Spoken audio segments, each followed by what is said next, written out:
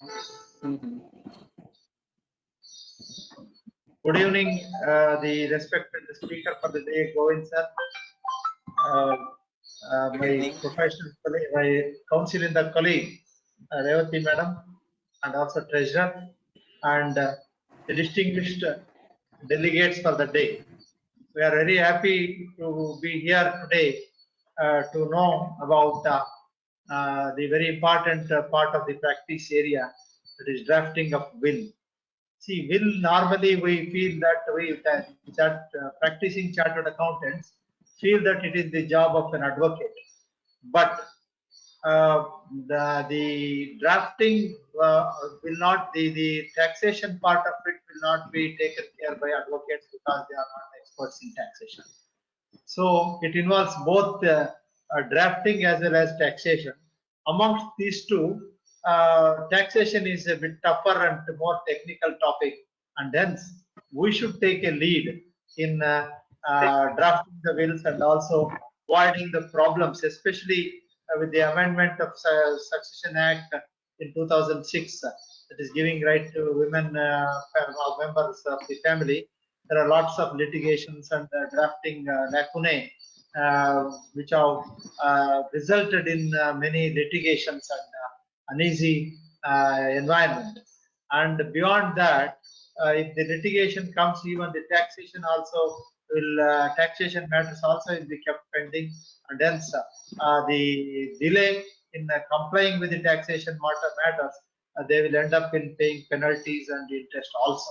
So under these circumstances, and with the what's called automation taking over our traditional areas of practice, like income tax and GST to a great extent.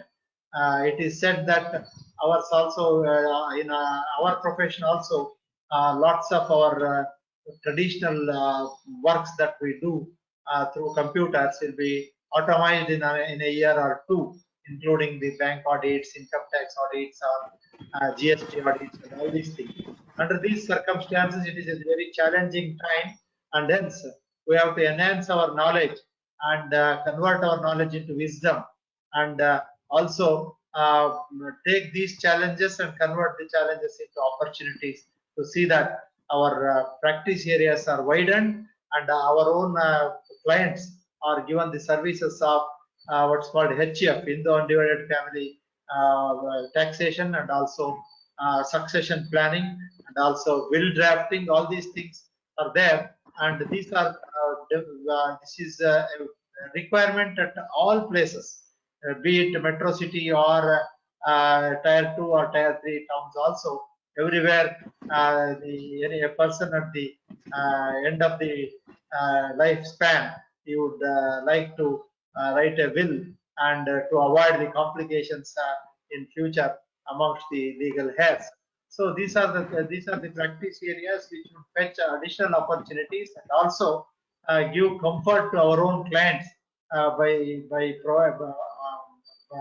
to handle these succession matters in their day-to-day life. So this is a very good opportunity for us to enter into this additional professional area, as in addition to the traditional practice area. So we at SIRC have been very meticulous in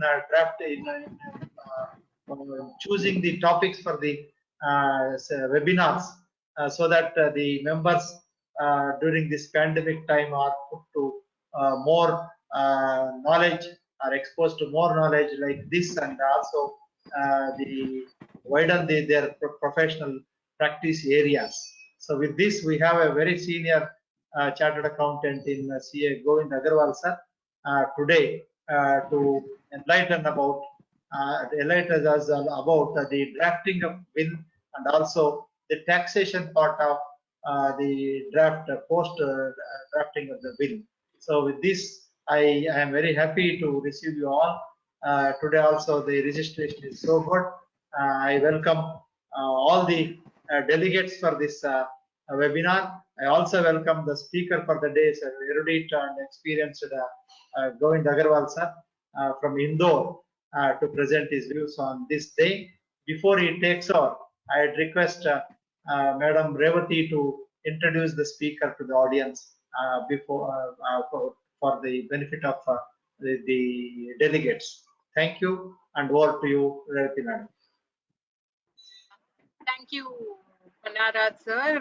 Good evening, CA Govind Agarwal, a senior chartered accountant, and all the delegates who are attending this program today. We are very fortunate that CA Govind Agarwal has, accepted to share his knowledge with us on drafting of wills, which is an especially much needed topic for all. I wouldn't say only professionals like us who will definitely share this knowledge with all our clients, but for generally for everyone at this point in time where we are also worried about many things, succession planning and drafting of will is something which will give us all a peace of mind. Come what may, we have put our things in place is what we all feel. So it gives me great pleasure to introduce CA Govind Agarwal. He is practicing as a proprietor in GB Agarwal and Co. And this has been since inception. He had secured merits in BCom, MCom examinations and also merit scholarships. And currently he's associated with the institute as team of the Indirect Tax Committee, and he's identified as a resource person for GST and member of the study group of Indirect Tax Committee of ICAI for revision of background material on GST and related matters. He is also a member of the editorial board of leading monthly journals like Sales Tax Judgment, Income Tax Judgment, etc. since 2004, and he has delivered lectures in all the national conferences organized by the Indirect Tax Committee of our institute. And he has also held other positions like the past president of the Tax Practitioners Association Indore, and during that particular tenure, he organized for the first time the Indore India Seminar on Taxation, which was inaugurated by the Chief Justice of Supreme Court, Sri R.C. Lahoti. And he has written more than 100 articles which have been published in various newspapers and professional magazines, and also delivered a number of lectures across seminars and conferences and meetings organized by different professional bodies. He has given TV interviews and radio talks on various subjects of direct and indirect taxes, on budgets and state budgets. And he has also visited Australia for more than 1 month and studied the GST in Australia before the implementation, and also visited the Supreme Court and Appellate Courts of Australia and studied their workings in July 2008. And has also visited USA for the similar study on income tax law, and has also delivered talks in California on the Indian Income Tax Act. So thank you very much, sir. We are very privileged to have you here today to address our members on this very niche area of drafting of wills, which is very much needed at this point in time. Thank you very much for accepting. Over to you, sir. Yeah.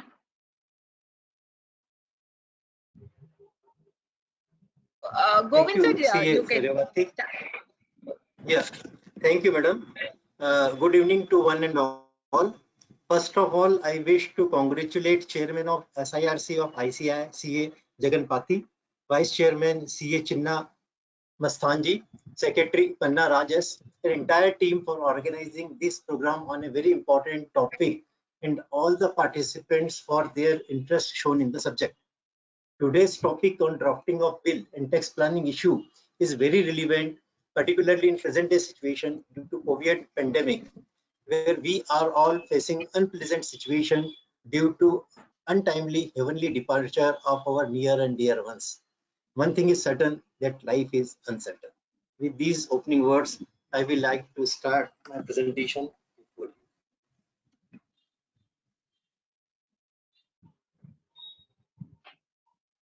Friends, life is not certain. During our life, we build assets throughout our lives for our love, our family members and friends. if we make a will, distribution of assets will be done according to our choice. There is no stamp duty payable on the will. It does not tantamount to a gift. And during the lifetime, a testator is the owner of his assets. That is a very important plus point as regards the will is concerned. Will can be revoked anytime during the lifetime of the testator. There cannot be anything such as irrevocable will. If it is, even if it is termed in the will that is irrevocable, that is not feasible in law. If a person fails to make a will, then technically it is said that he has died intestate, and distribution of his assets will be done according to the Succession Act, according to the personal law to which he belongs. If he happens to be Hindu, according to the Hindu law. If he happens to be Muslim, then according to the Muslim law. If there is no will, then the succession certificate will be required to be obtained from court, and we all know how much difficult it is from the courts to obtain any certificate of succession, because it takes a lot of time, lot of expenses are involved, and number of dispute arises when a person goes to the court for obtaining the succession certificate. And in that case, no tax planning is possible. Now the question arises, why the people fails to make a proper will?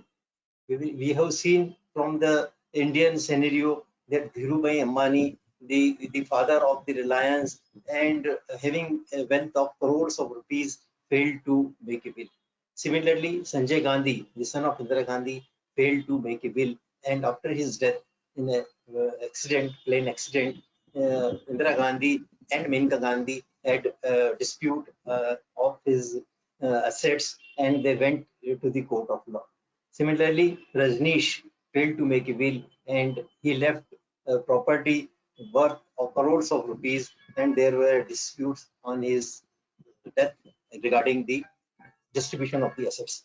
Now the question arises, why people fail to make a will? The general conception amongst all the human beings is that they are going to live for 100 years. Life is very long, and what is the hurry to make the will? Then secondly is the time constraint. We are all busy nowadays, and we are so busy that we don't find time for ourselves. And sometimes the main constraint in not making a will is a person is not able to decide what property should be given to beneficiaries, and if so, in what manner.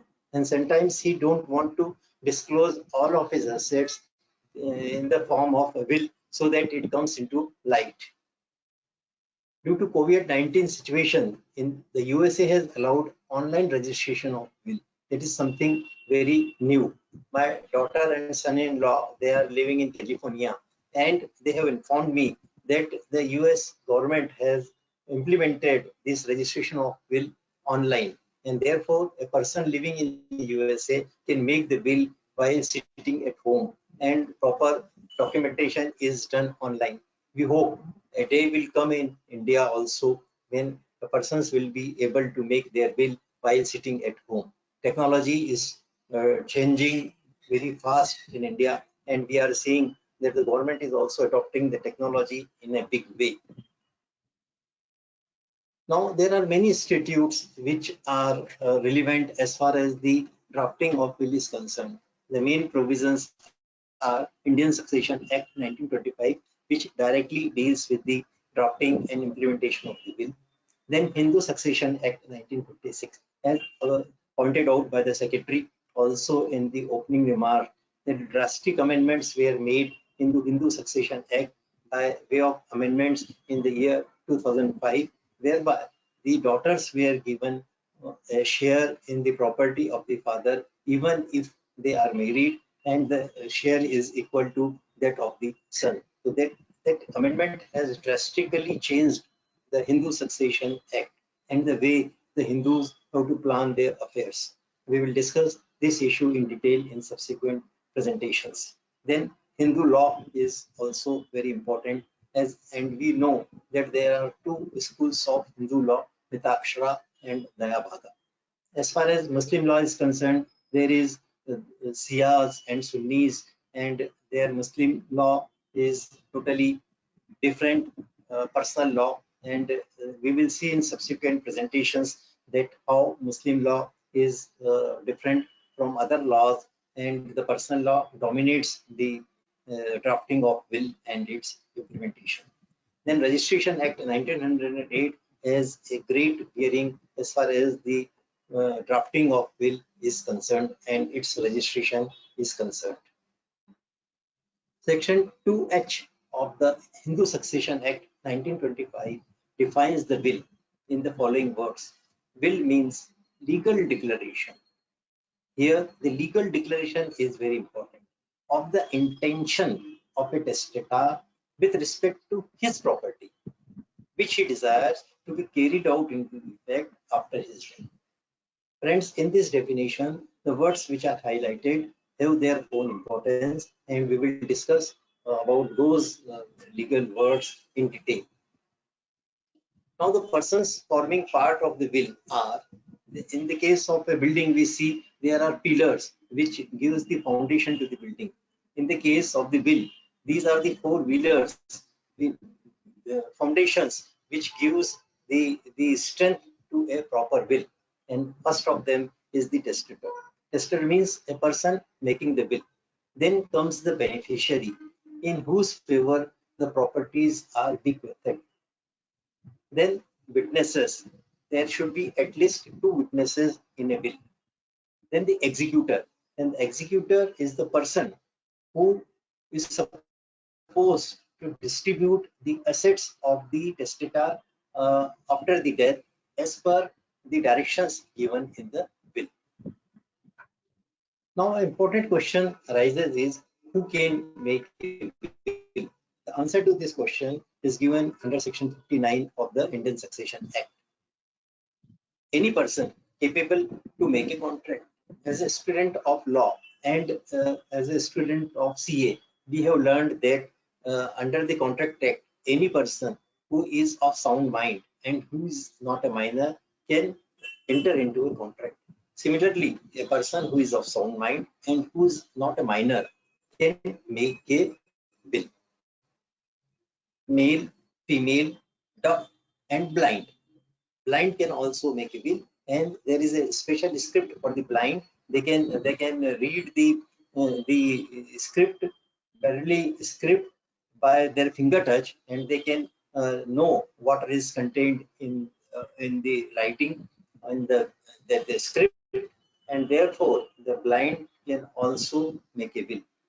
But a person who is under intoxication, and at that time when he is not in his senses, cannot make a will. Person is heavily drunk and he is not in a position to know what he is doing.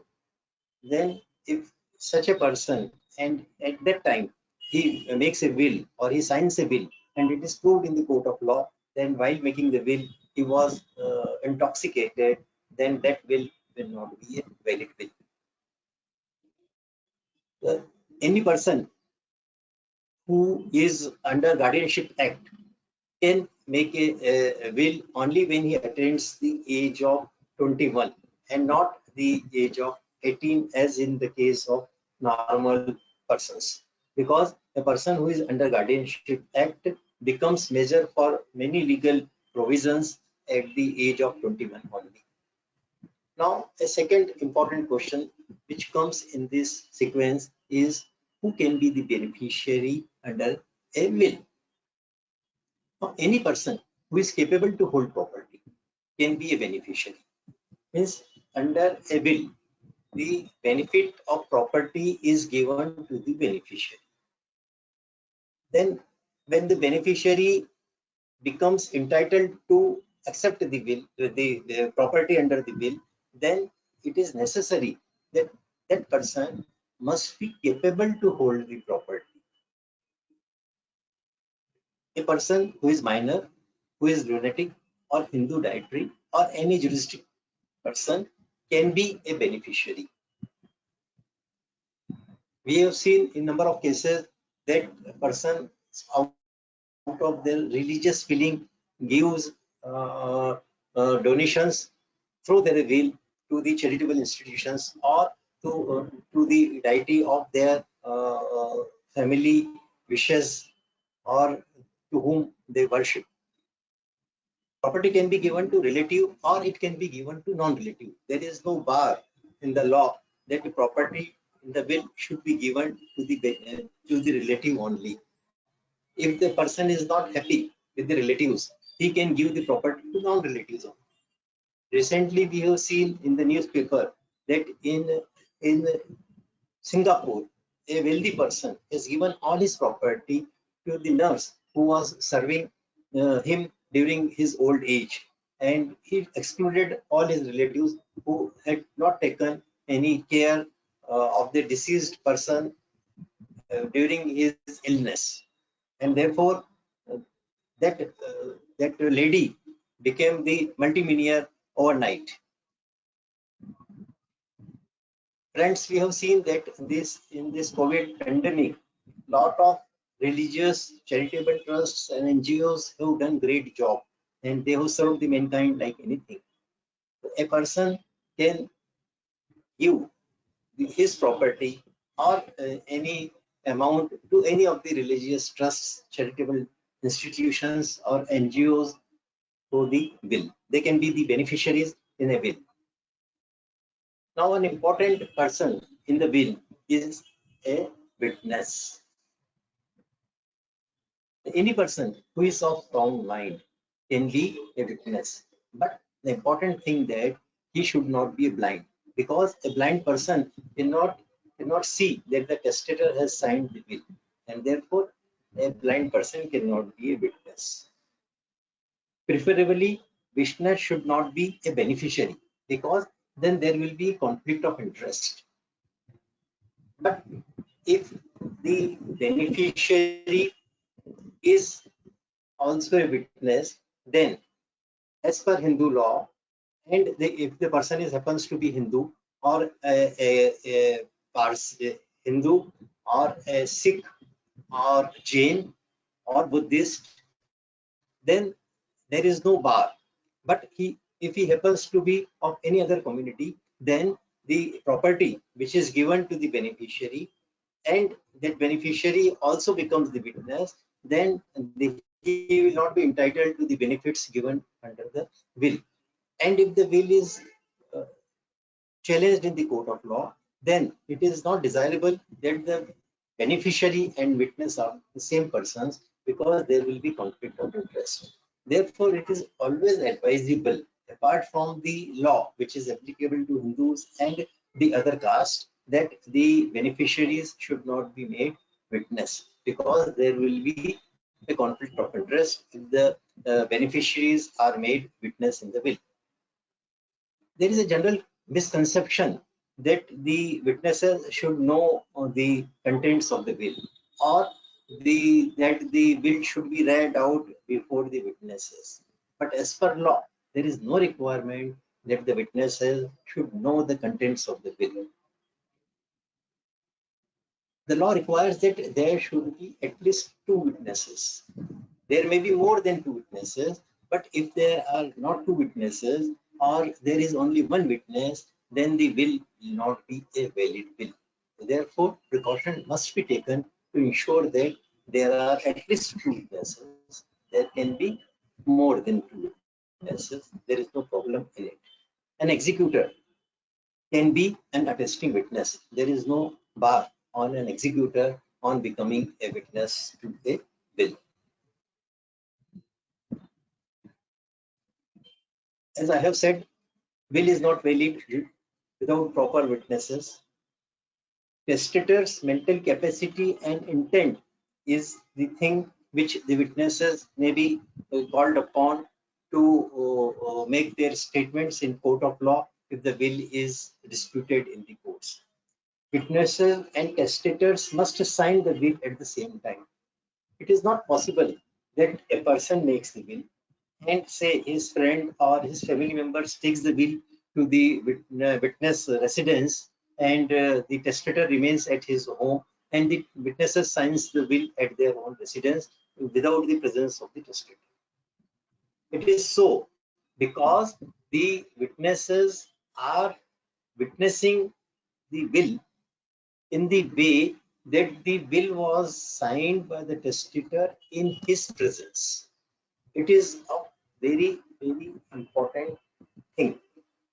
If a will is contested, the witness may be called upon to testify about signing of a will in the court of law, and therefore it is suggested that the witnesses should be such persons who can understand the consequences. The matter went in the Supreme Court as regards the witnesses, and the Supreme Court, in the case reported in 2009 4 SCC page 780, has held that as far as the witnesses are concerned, the testator's signing in the presence of witness is important. And secondly, each of the witnesses must sign in the presence of testator. The Supreme Court has laid down so much of importance on signing of the testator and of witnesses and their presence before each other. So this is a very important point which must be taken care of. Ideally, witnesses should be competent persons, credible persons who can testify if required in the court of law. Then they should be younger than testator. It is normally expected that younger people will live more than the older persons, but the things may happen in a way the God wishes, as we have seen in this pandemic.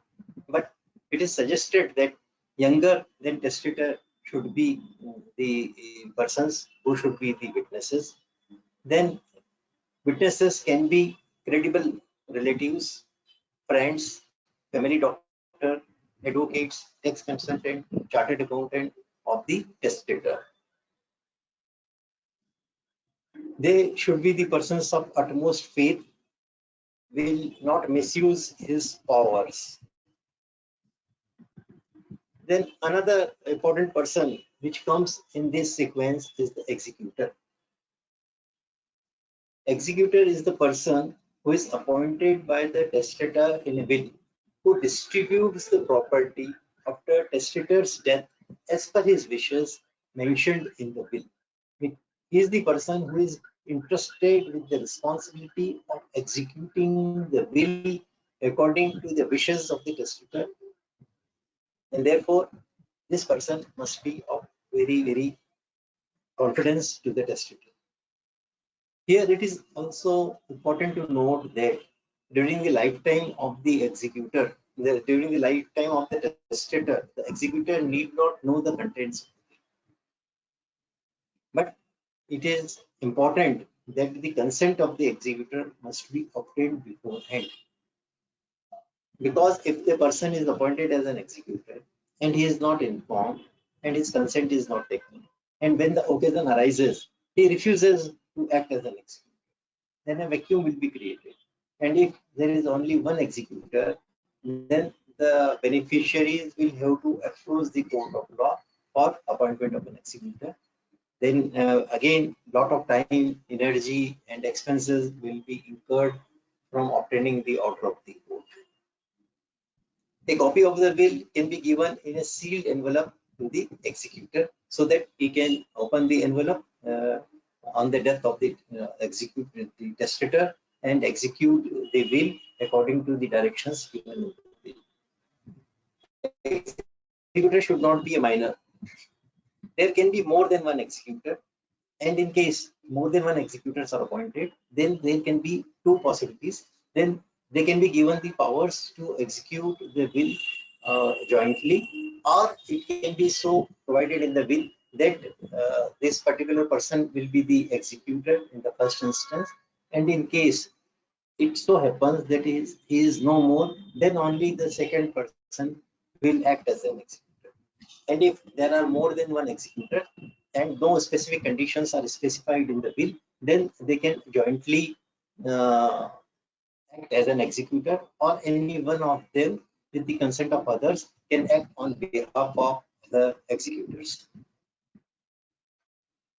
There is no bar that executor cannot be a beneficiary. In fact, sometimes it is recommended that the beneficiaries are made as an executor.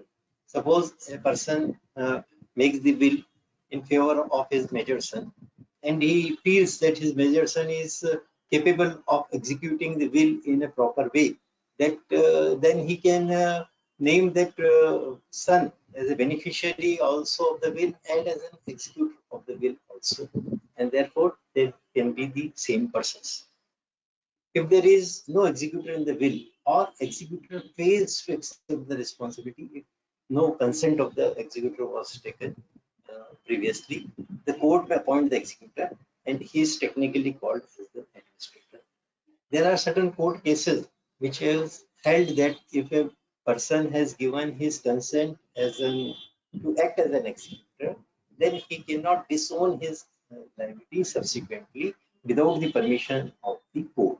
And therefore, it is important to note that the consent of the executor is taken beforehand, and the person who is given the responsibility to act as an executor also accept the responsibility with due thought that he will be able to execute his responsibility properly, and subsequently he should not come in a position to say that I don't want to accept this responsibility. Otherwise, it will create unnecessary problems for himself and for the beneficiaries of the will.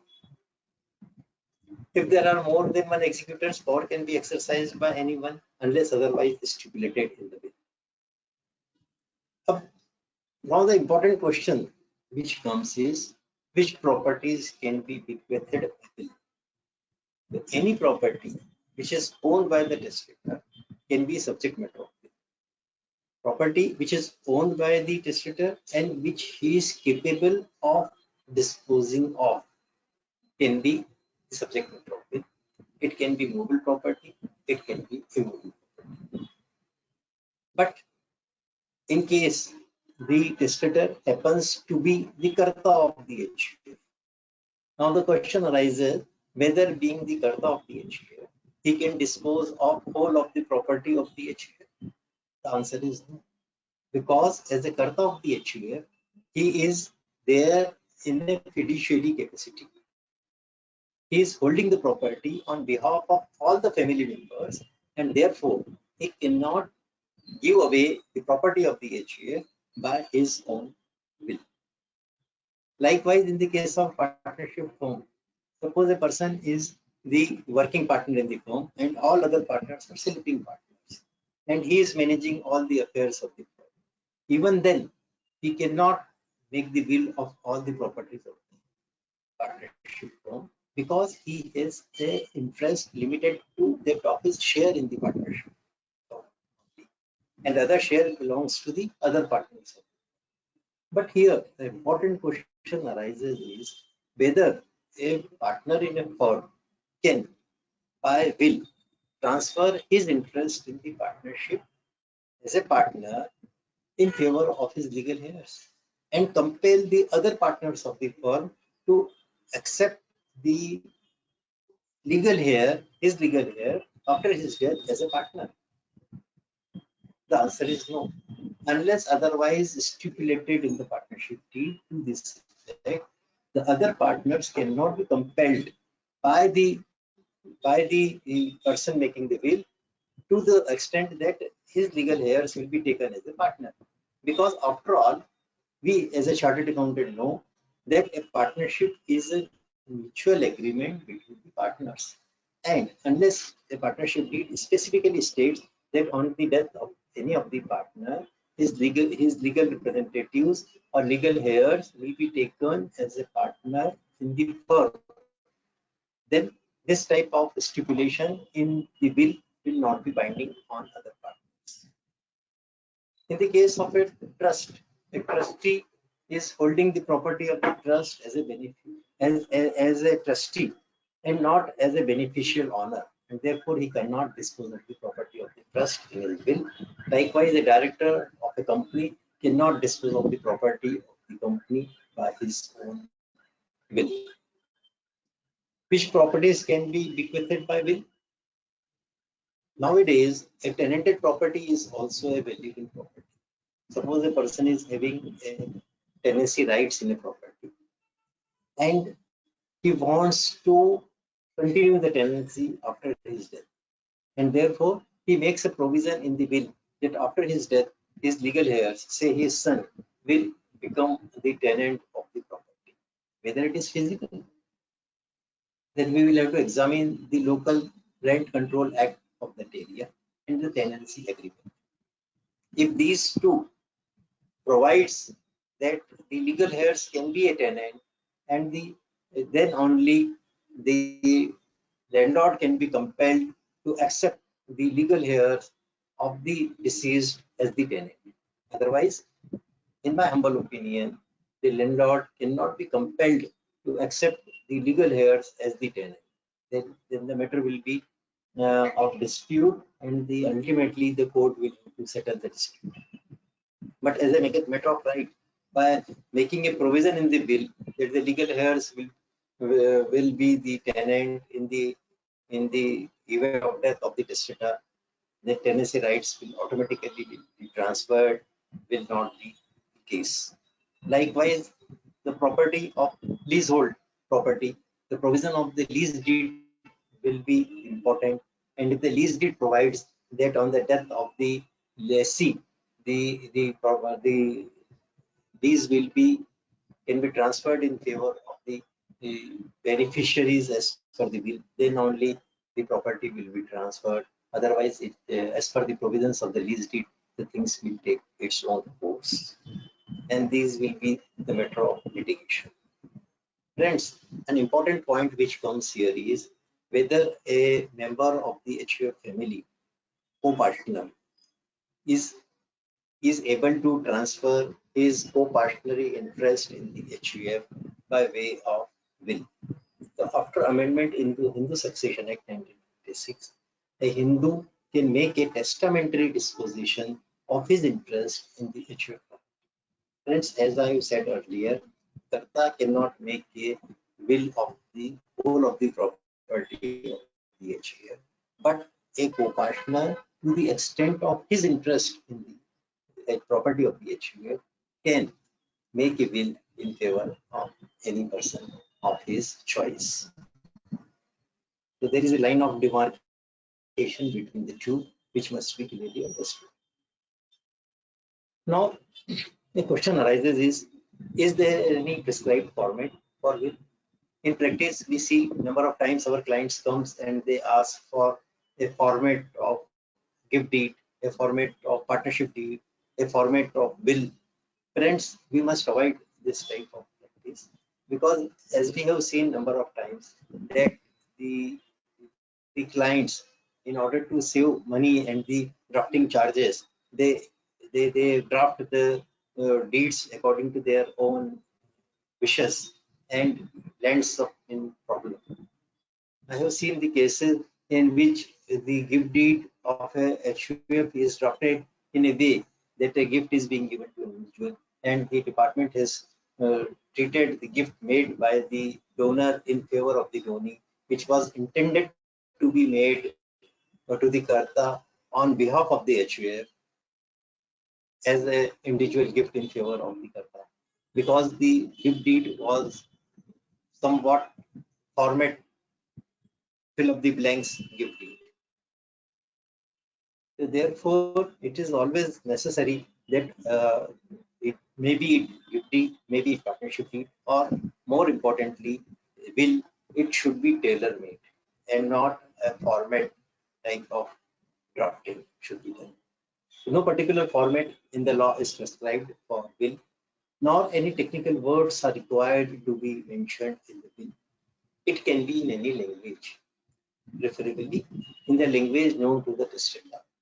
Because if it is in a language which is not known to the testator, then any person who is not satisfied with the will can challenge the will in the court of law and can always take a plea that the testator had not understood the contents of the will, and therefore this will is not a valid will, and therefore it should not be given to. Then it is also suggested that if possible, a will can be in the handwriting of the testator. Such type of will, if it is made in the handwriting of the testator, It is called hologram will. If it is written in the handwriting of the testator, then it gives an additional evidential value, because if a person writes, say, 3, 4, or 5 pages of the will in his own writing, then the handwriting expert can always certify that it is in the handwriting of the testator, and the signature in the will and the handwriting in the will matches with each other, and therefore the allegation that the signature of the testator has been obtained by coercion or undue influence or under intoxication or like any other, this type of allegations may not hold good in the court of law. Then the important point is the words used in the will should be clear and they should be unambiguous. Because if the words are not clear or there is any ambiguity in the words, then different interpretation can be drawn from the will. And if it is so, then the dispute may arise. Friends, in the whole this topic of will, one must understand that if there is any challenge to the bill, then it takes not many years to settle the dispute, and matter goes up to Supreme Court if the amount involved is large. And we know if the matter goes in the court of law, how much time and how much money is spent. I am told that in Bombay High Court itself, more than 1,000 cases are pending relating to the bill. We can very well imagine the number of cases which may be there in the different high courts throughout the country, and the number of cases before lower courts. Beyond imagination, the time and money spent in litigation. Then an important point is whether the will should be in writing or can there be any oral will. As a thumb rule, the will should always be in writing, subject to certain exceptions we will discuss later on. The will can be on plain paper. There is no legal requirement that it should be on a stamped paper. It should be properly signed by the testator and witnesses. As I already discussed, if it is not properly signed by the testator and witnesses, then it will not be valid. As regards the written will, there are two exceptions. They are called privileged wills. Suppose there is a war between India and Pakistan or India or China, and our soldiers are there on the war front. And on the war front, if a soldier wants to make a will, then it is not possible for him to make a written will and follow the procedure prescribed under the law. In such a case, if he makes a will before his fellow soldiers that he wants to transfer this property in the favor of such and such persons, and his two fellow soldiers, after unfortunate event of his death in the war front, makes a statement that he has made his statement at the war front that he wants to make his will in such and such manner, then it will be treated as a valid will. It is called a privileged will.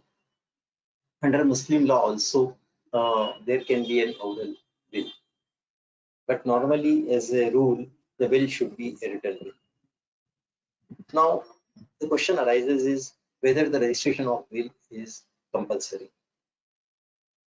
Before I deal with the registration of will, I want to make it clear that there are persons sometimes, instead of getting the will registered, they go for notarization of the will. That is also one way of getting the document attested.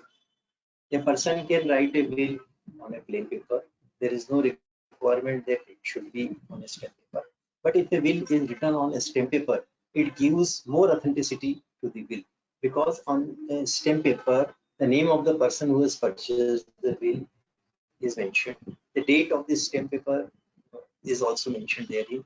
Nowadays, it is compulsory that the person selling the stamp paper makes an endorsement in his register, that is, who has purchased the stamp paper and his identity. Suppose the person testator himself has purchased the stamp paper, then his attestation will be there in the register of the stamp vendor, and the date will be there in the stamp paper. A stamp paper of a nominal value, say 5 rupees, 10 rupees, or 50 rupees, can be purchased by the testator himself, and he can execute the bill on that stamp paper. That will give an additional evidentiary value, because a person making a bill on a simple plain paper and a person making a bill on a stamp paper, so the person who is contesting the bill, it will be difficult for him to say that the person has signed the stamp paper of the bill in ignorance or due to undue influence or like that.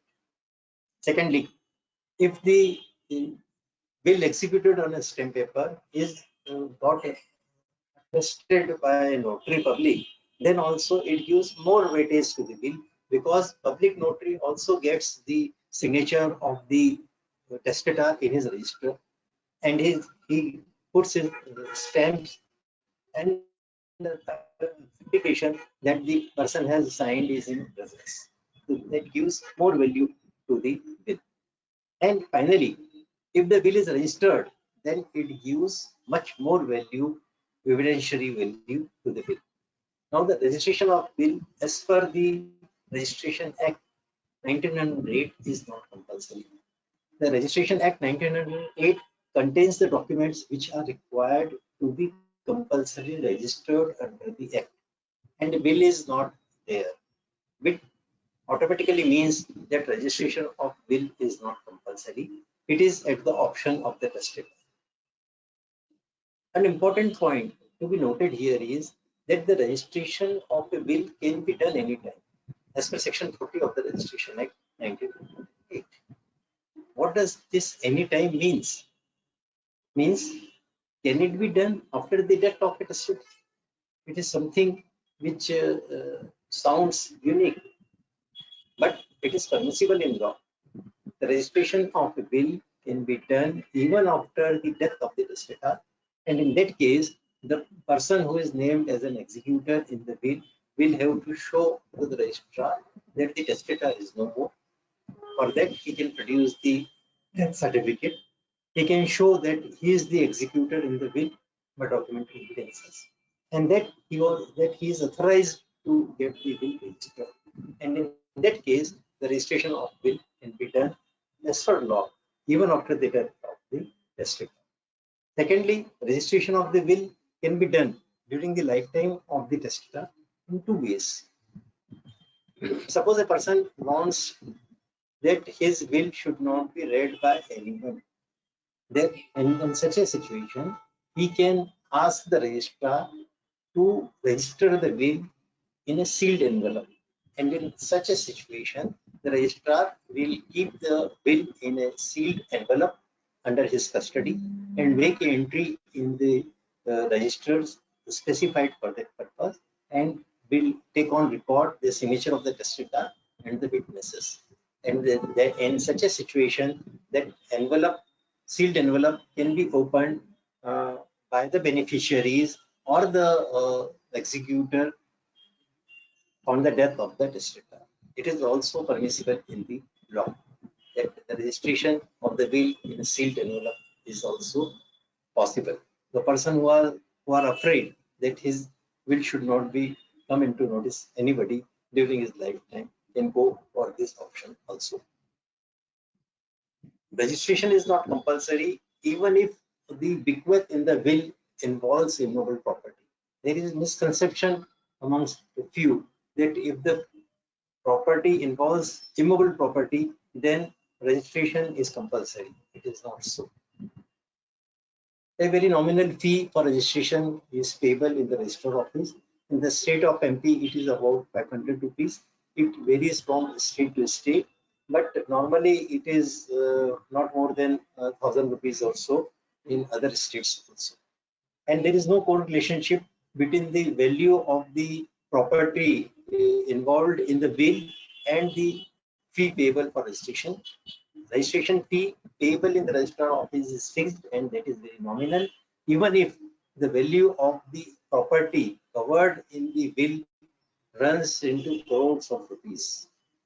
That is the point which must be considered, and therefore registration of the will is always better. Friends, registration of will by the testator raises a strong presumption in favor of genuineness of the will, because here the agency of the registrar, who is a government officer, is also involved, and the two witnesses signing in presence of the registrar that this person making the will is the person who is named in the will. He is the testator. He is the person.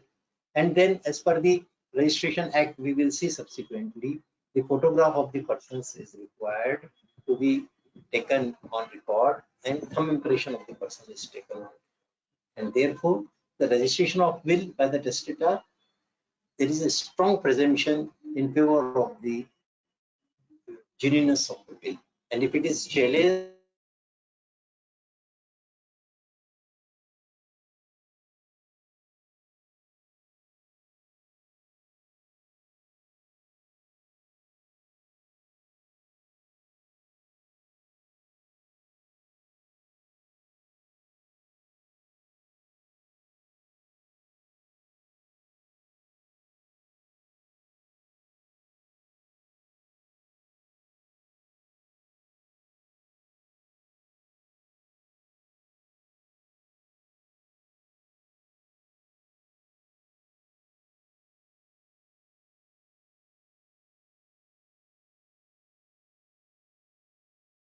Silva?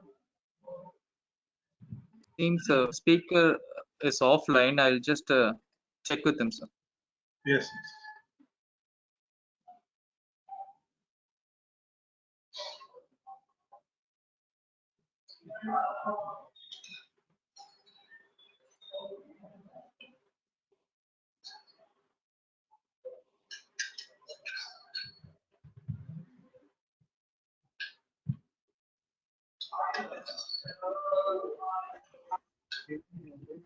hmm?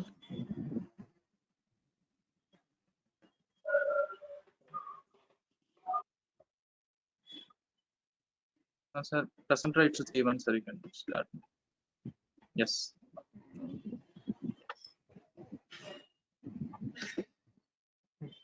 Screen visible, sir.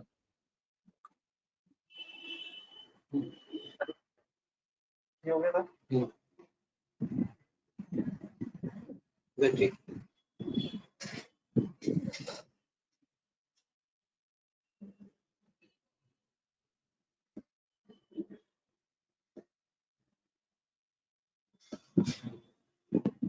I'm audible now? Audible, sir. Please continue.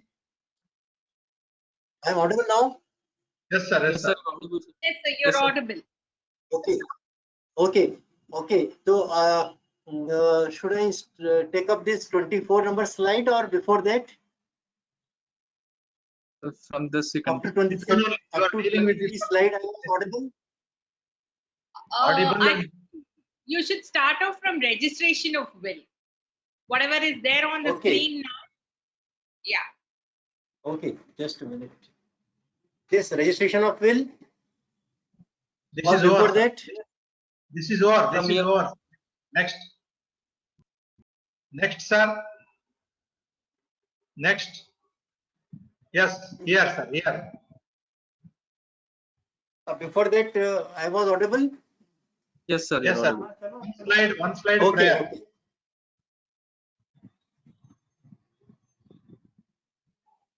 Okay. Yes, Registration here. of will by testator raises a strong presumption in favor of genuineness of a will that was so held by Jammu and Kashmir High Court in the case of Guru Datta Singh versus Durga Devi, reported in AIR 1966.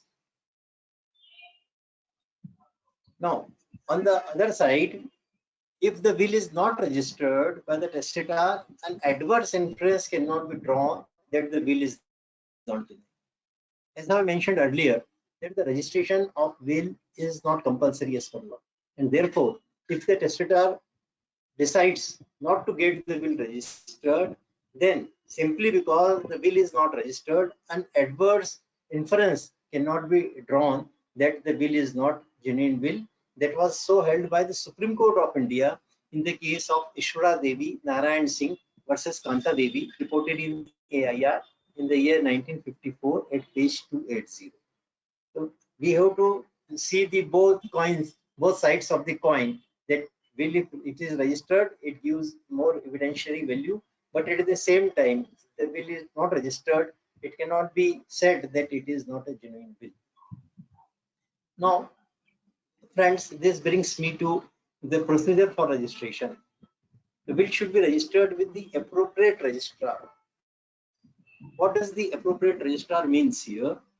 So, as per the law and as per the practice which is being adopted, the person residential address is important, and the persons in whose area the sub registrar lies, jurisdiction of the sub registrar lies, he should get his will registered with the appropriate registrar of that area.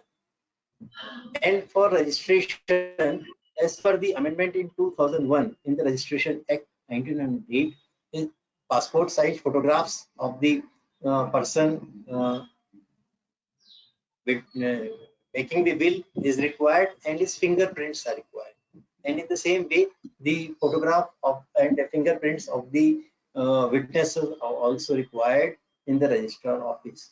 But there are certain exceptions to this requirement, and that is in the case when the persons are exempted as per Registration Act from appearing in the registrar office, or the persons is not capable of visiting the registrar office, and in such case the other procedure which is prescribed under the Registration Act for the registrar to visit the place of the concerned person, they will have to be followed.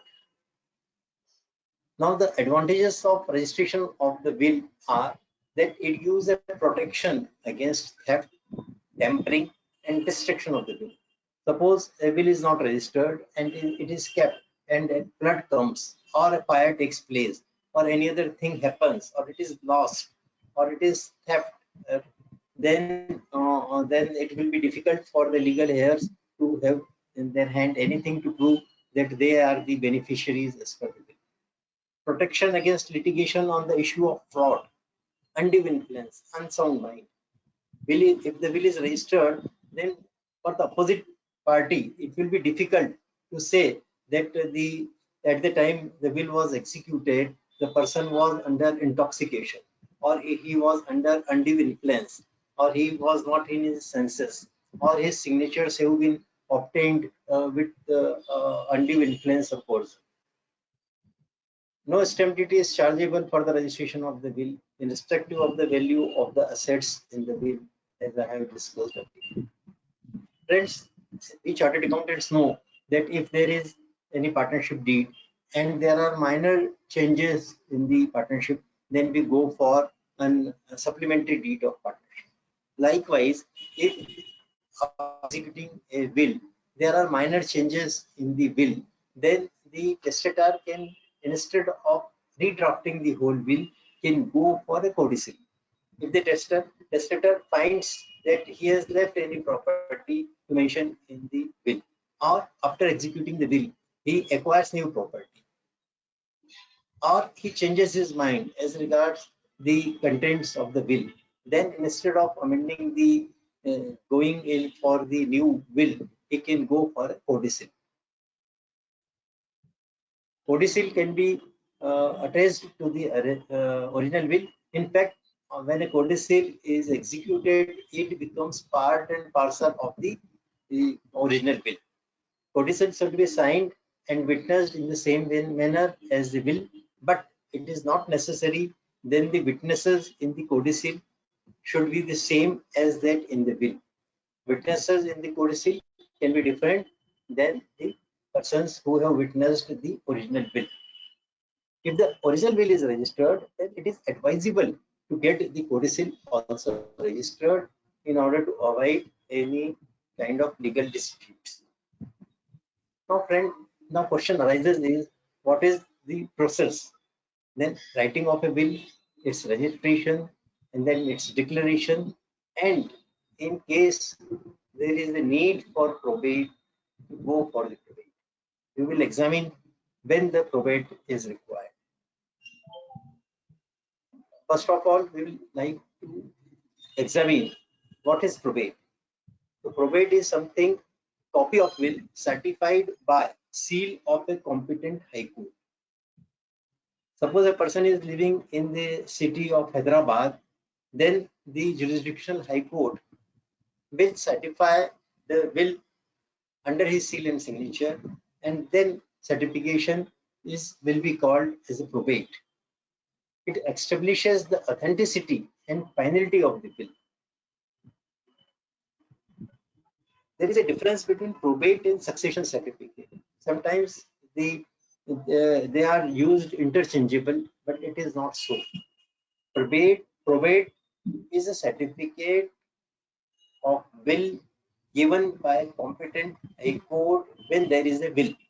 Succession certificate is a certificate given by the court in case there is no will. So they operate in a totally different area. Friends, now the question arises, in which case the probate is required to be obtained and in which cases the probate is not required to be obtained. In these cases, I have mentioned in my presentation and reported in 86 cases at page 921.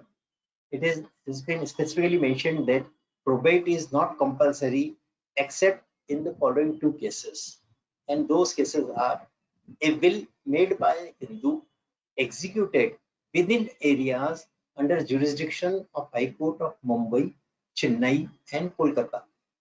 This is the first case. When the will is executed by a person who happens to be Hindu in these areas under the jurisdiction of Mumbai, Chennai and Kolkata. And second is the case, a will made by a Hindu executed outside this area, but immovable property is situated in the above mentioned areas. If these two things happen, then the probate is compulsorily required to be obtained, and in other cases, probate is not required to be obtained. There we are having few cases, famous cases regarding the will. We have the famous case of C.A. Lodha versus Birla family. In this particular case, the member of the Birla family by will given all their wealth in favor of their chartered accountant, Mr. Lodha, and the matter went before the courts whether the Mr. Lodha is entitled to the benefits of the will. And ultimately, the courts held that since it was a valid will, properly drafted, properly executed, properly witnessed, and therefore Mr. Lodha is entitled to be the beneficiary of the wealth of the Birla family member who was the testator. The value of the assets were worth crores of rupees, and the family members were excluded in the will. So friends, as we have seen that by will, a person can make the beneficiary who are not relatives. This is the classic example. That chartered accountant, Mr. Lodha, enjoyed the benefits of this. We hope that we also get such client in our lifetime. Second is the case of Dimple Kapadia for the property of Rajesh Khanna. It is also a famous case. And Maharani Gayatri Devi, the case was decided by Delhi High Court. Friends, making a will before time means during the lifetime of the testator, and proper drafting. As we have discussed, the proper drafting is very, very essential. Otherwise, even after will, there will be disputes. The proper drafting and making the will before time are the keys. Now, points to consider for drafting a proper will. Friends, if a client comes to us, or in our own case, if any family members wants to prepare a will, or we ourselves wants to make our will, then what are the points we must keep in mind while drafting a will? we will like to discuss all those things. First of all, there must be proper identification of the testator in detail. Say, the name of the testator. Friends, in practical life, we find that the name of the person as mentioned in the PAN and as mentioned in the Aadhaar and as mentioned in the driving license and as mentioned in the voter card and as mentioned in other documents are different. There is some spelling difference. There is a difference of the surname or similar discrepancies there. So it is essential that all these documents should be synchronized and the name of the person with proper spelling, surname, etc. should be the same in all the documents. And while drafting a will, it should be ensured that the proper name as per the documents is mentioned in the will to avoid any type of litigation. Then the name of the father of the testator, his age, his present address, his PAN and Aadhaar number should also be mentioned so that the identity of the person making the will is proved beyond any doubt. Then list of all the relatives must be mentioned in the will, including the beneficiaries and non-beneficiaries. What is the importance of mentioning the persons who are non-beneficiaries? We will discuss later. But here I will like to mention that list of all the relatives, near relatives, should be mentioned in the will. If anything is given to a minor, then a guardian should be appointed, because a minor cannot hold the property till he attains majority. And therefore, during the minority, if anything is received by the minor as per the will, then it is advisable to appoint a guardian to avoid any type of litigation and confusion. Then list all the properties with specific identifications. Let's say in the case of a movable property, the location of the property, the street number, then the dimensions of the property. Say if the property happens to be a plot, then the area of the plot and the four sides of the plot and the document by which the property was acquired. Say if it was purchased, then the registered sale deed number, date of the registration of the sale deed should specifically be mentioned in the will, so that the identification and the manner in which the person making the will acquired the property comes on record. Similarly, in the case of bank account, the name of the bank, branch, address of the branch, then account number, and then other details should be specifically mentioned. Nowadays, we are seeing that number of branches are merged with in other banks, and if it so happens, and if there is an occasion arises, then in the codicil or in the subsequent will, then the new name of the bank and branch and number should also be mentioned. Likewise, in the case of FD, the amount of the FD, face value of the FD, the date of maturity of the FD, maturity amount, FD number, date, name of the bank, name of the branch should specifically be mentioned. And similar practice should be adopted for demat accounts and so on and so forth. If anything is not given to a legal heir, then reasons must be mentioned.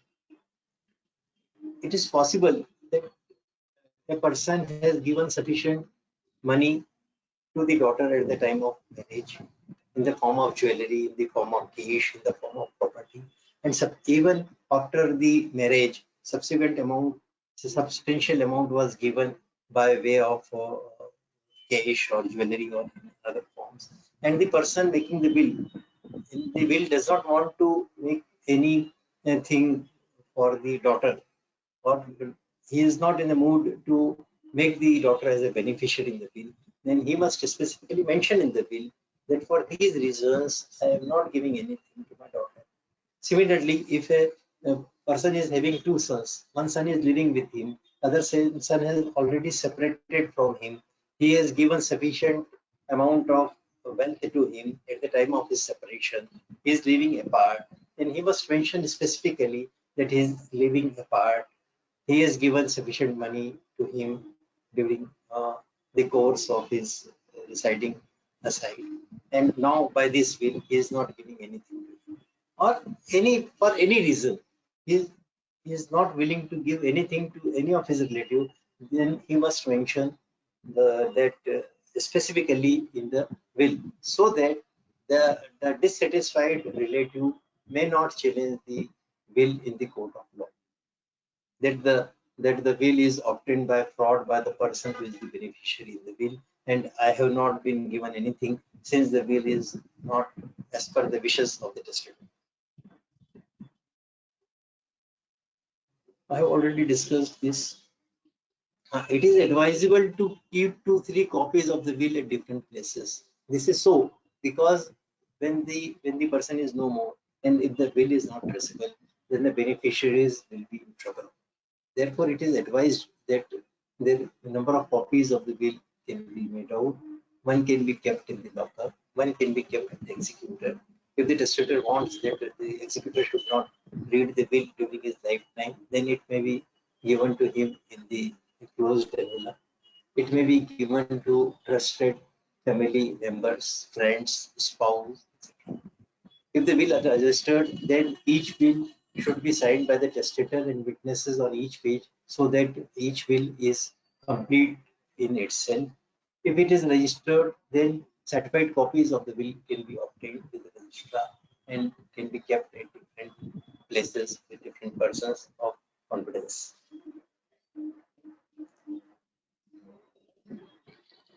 Now, friends, as per law, the testator can make any number of wills during his lifetime.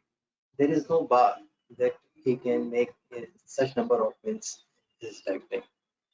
It is important to note that only the last will prevails.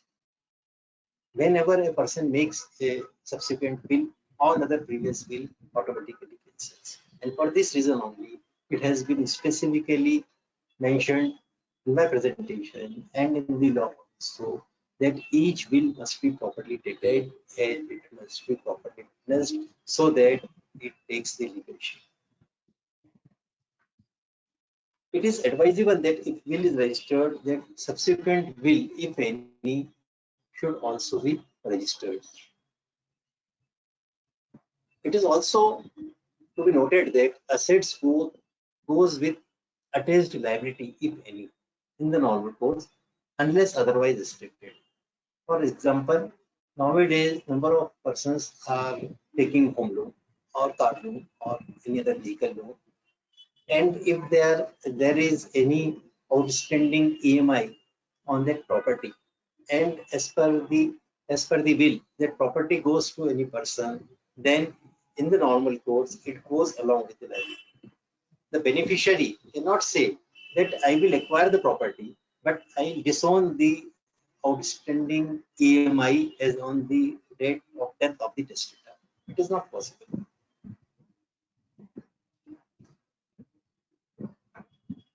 We have discussed in detail that proper witness is very important. This is one of the main reasons for which will is challenged and declared invalid by the court. Because the opposite counsel always tries to break the witness by cross questioning in such a manner that the court says that the will is not properly witnessed. It is also desirable that in the end of the will, there is a residuary clause which states that if the testator forgets any asset or he acquires any assets after the execution of the will, then those assets will go to such and such beneficiaries in such and such manner. Because if this type of clause is not there, and if the person making the will forgets some assets at the time of making the will or after making the will, he acquires some new assets. Say he makes new FDR in the bank, or he acquires any immovable property, or he acquires any shares, or for that matter, any asset or jewelry or anything. And he has not specifically mentioned to whom those assets will go in the will, or who will be the beneficiary of those assets. Then as far as the assets which are mentioned in the will, will go according to the will, and those assets which are not mentioned in the will not go as per the will, but they will go by the Succession Act. And in that eventuality, the assets may go to the persons to whom the testator was not willing to pass on after his death. Therefore, a residuary clause mentioning that whatever assets is left to be mentioned in the will, or whatever assets I acquire after this will, or whatever assets are there at the time of the death, those assets will be distributed among such and such beneficiaries in such and such proportion. A simple clause in these language will protect lot of litigation in future. Then lot of tax planning can be done by way of will, and that is the second part of our presentation. How tax planning can be done through will. Friends, we all know in this world two things are certain: death and taxes. Benjamin Franklin. We are all aware of this saying, which goes like this: every person has a legitimate right to arrange his affairs in such a manner so as to attract minimum tax. And this gives the tax planning tools in our hands within the four corners of law, which is also possible through will. Points for consideration while tax planning through will are wishes of the testator. Friends, wishes of the testator is of utmost importance because he is the person who has acquired the wealth during his lifetime, and those assets must be distributed as per his wishes. Then the nature of the properties. What are the nature of the properties? It is immovable property, movable property. What type of properties are there? It must be jotted down. Then family members, or the persons to whom the property is to be given. What are their tax slaves? Income below exemption limit, income in lower income slab, creation of trust through will. These are the points which must be considered while tax planning through will. Then friends, we are all aware of the section 64 of the Income Tax Act 1961, according to which if a person makes a will, if a person makes a gift in favor of his spouse or son's wife or minor child or minor grandchild, then during his lifetime, the income arising out of those funds or assets will be clubbed in the hands of the donor. But after the death of the testator, the question of application of section 64 of the Income Tax Act does not come into picture. Stamp duty on registration of immovable property and immovable property under the Registration Act is not applicable in case of will.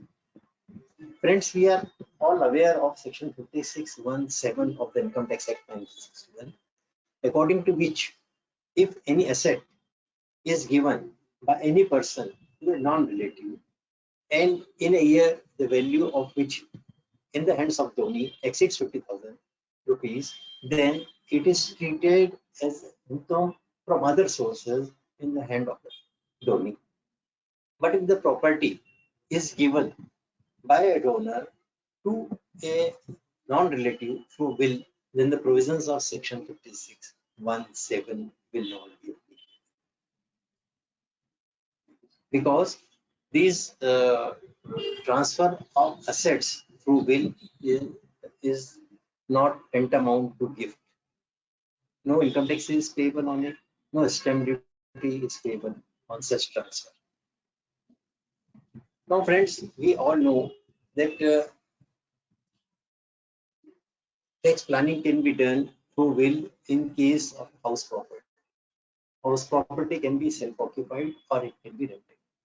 Suppose a person, Mr. A, wants to ensure that any property after his death passes on to his son, but at the same time he wants to ensure that his spouse, his wife, gets sufficient fund during his lifetime or his recurring expenditure.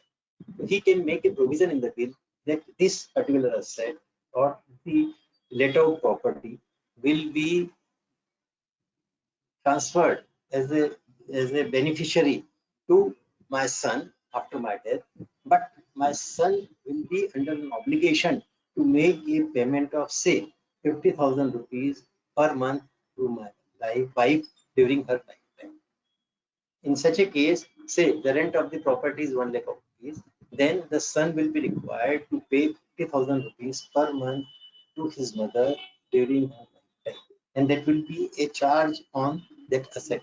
And as per Income Tax Act, that charge can be taken as a deduction from that income of the rented property. And the testator can ensure in this way that his wife gets sufficient fund for his maintenance. He is not dependent for that day-to-day expenses on the son, and the son gets the property automatically after the death of the spouse of the testator, and the whole planning is done in such a manner that the wife gets the monthly income and sons get the benefit of the property as well as the deduction out of the annual charge. Friends, it can be so arranged by the executor that the assets are not distributed immediately on the death of the testator, and his file is continued even after the death of the testator. It is possible under the Income Tax Act, and in such a scenario, after the death of the person concerned, from day one of the relevant financial year up to the date of death, there will be one assessment in the hands of the legal heir. And after the death of the testator, up to the end of the financial year, there will be another assessment in the hands of the executor. And from subsequent years, for the whole year, the assessment will be made in the hands of the executor. This is possible even if the legal heir and executor happens to be the same person. In that case also, the assessment will be done in the same way. And when the assessment is done in the capacity of the legal representative or as an executor, that will be in a representative capacity, and the concerning person will have his individual returns separately. They will be totally different unless and until the property of the testator is divided amongst the beneficiaries as per the will. That will be a separate assessment of the deceased, and advantage of separate exemption limit and basic exemption. Apart from basic exemption, lower rate of tax can be taken. Then friends, the HUF can be created. We all know that as per the Hindu law, after the marriage of a Hindu male, the HUF comes into existence, and there may be the corpus may be empty. If the corpus is empty or is having limited funds, then by will sufficient money can be given to such HUFs by will, and specifically care should be taken to mention in the will that such and such amount is being given to the Karta of the HUF in his capacity as the Karta for the benefit of his HUF. And then only that funds will be given to the HUF, and the HUF will come into operation or it will be active. And smaller HUFs can be created in this manner, and separate benefit of the exemption limit and lower rate of tax can be taken in the hands of the HUF. The proper drafting, as suggested, should be done to ensure the benefit. Sometimes the income tax department challenges the will. The MP High Court in this case has said that genuineness of will cannot be questioned by the ITU. He has no locus standi. He cannot go beyond the grant of the prepared by the court. That is in the case of Commissioner of Income Tax versus C.K. Khanna, reported in 2009-23 DTR 150. Another case is AO cannot question genuineness of unregistered will if attested by two witnesses. As we have seen that it is under the law, it is not compulsory to get the will registered. And if the will is not registered, we have seen the court judgment, which has said that simply because the will is not registered, it does not mean that it is not a genuine will unless and until it is otherwise proved. So therefore, in this case, it was held by the ITT Delhi that ITO cannot question the genuineness of will simply because it is unregistered. The law does not require the will to be registered. Then who the ITO is to question? Friends, we all know that in the case of capital gain, if any movable property is held for more than 2 years, it becomes a long-term capital. And if the property is acquired prior to 1/4/2001, then the guideline value or the circle rate as on 1/4/2001 is taken as the base. And then the cost of improvement on it will be taken and indexation is done. And from the sale proceeds, indexed value is deducted, and whatever amount remains is taken as the capital gain. Now a question arises: in case a person by way of will gets a property, say he gets the property in 2020, and he decides to sell the property within a period of 2 years, whether it will be short-term capital gain or long-term, because the period of holding in the hands of beneficiary is less than 2 years. This is question number one. And second, what will be the cost of acquisition? Whether it will be the guideline value on the day which he received the property as per will, or any other date. There was some dispute and controversy amongst the different decisions of the tribunal. In Bombay High Court, the special bench, in the case of Manjulata Shah, ITA number 7315 Mumbai 2007, has held that the beneficiary steps into the shoes of the testator, and whatever is the period of holding of the testator will be the period of holding of the beneficiary, and what is the cost of acquisition and improvement in the hands of the testator will be the cost of asset and improvement in the hands of the beneficiary. So in this particular case, the period of holding in the hands of beneficiary will be the period of holding of the beneficiary plus the testator, and the period, the cost of acquisition will be calculated in a similar way.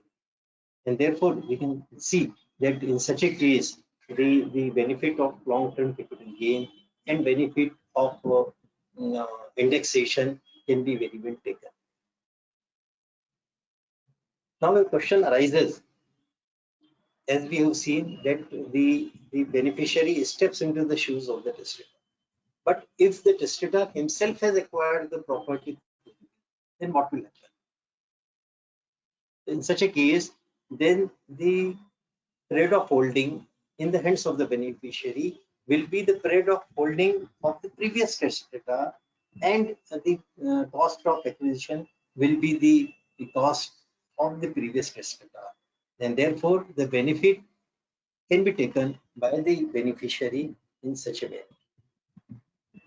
Friends, we have seen number of times that a property is nominated in favor of a person, and as per will, the beneficiary is named as B.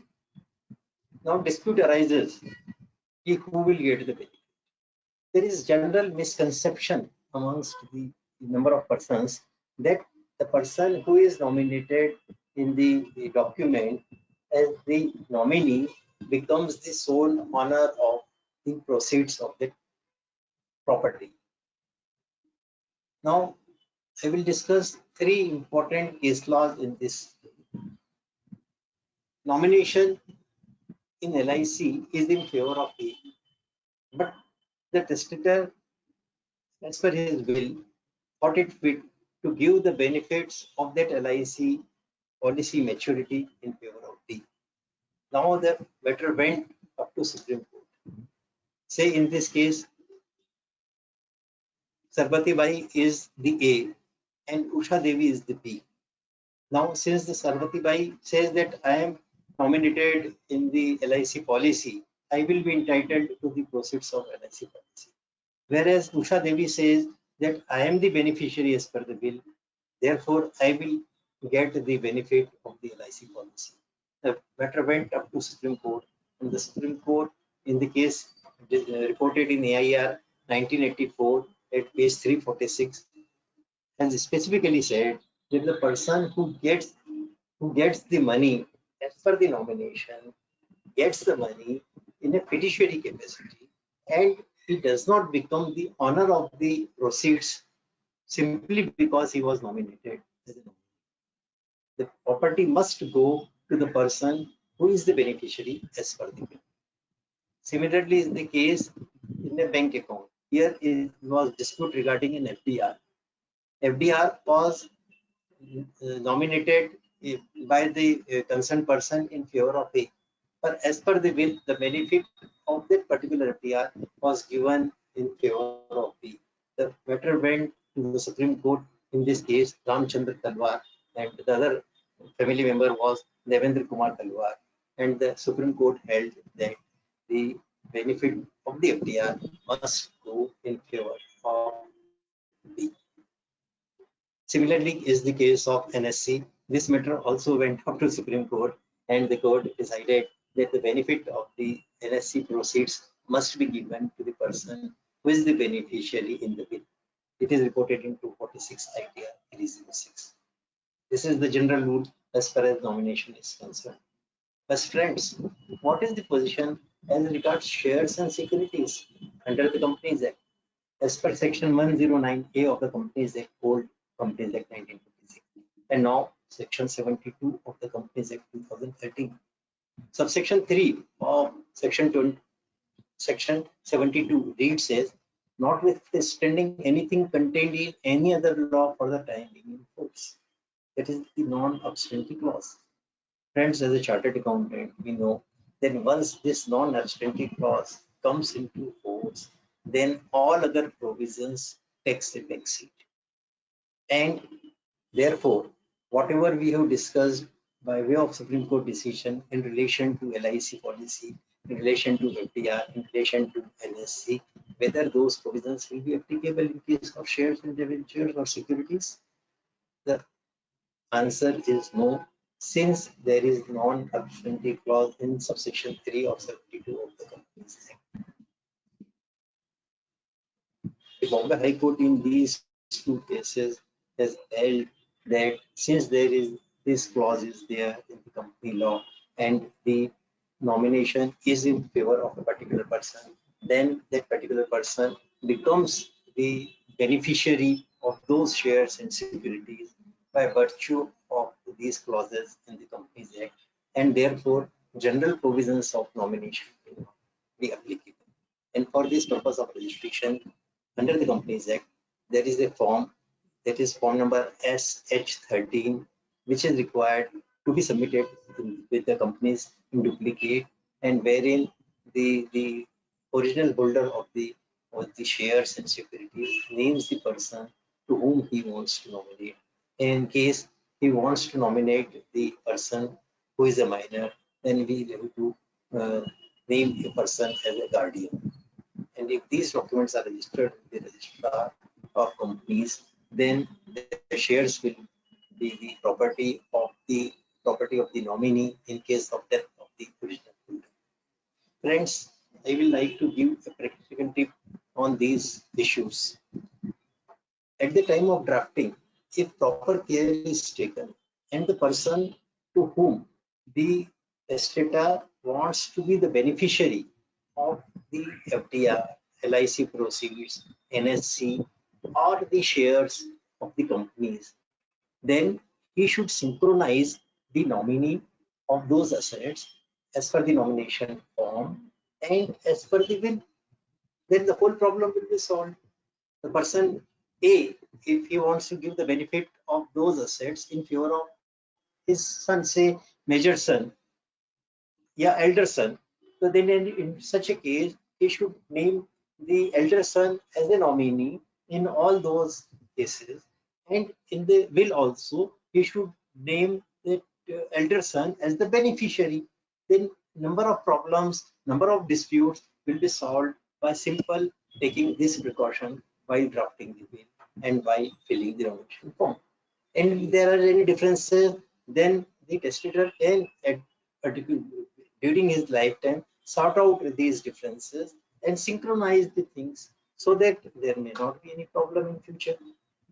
Sometimes, friends, due to lack of knowledge, due to lack of proper due diligence, due to proper lack of proper care on the part of the testator, number of dispute arises, and we see how far problem goes.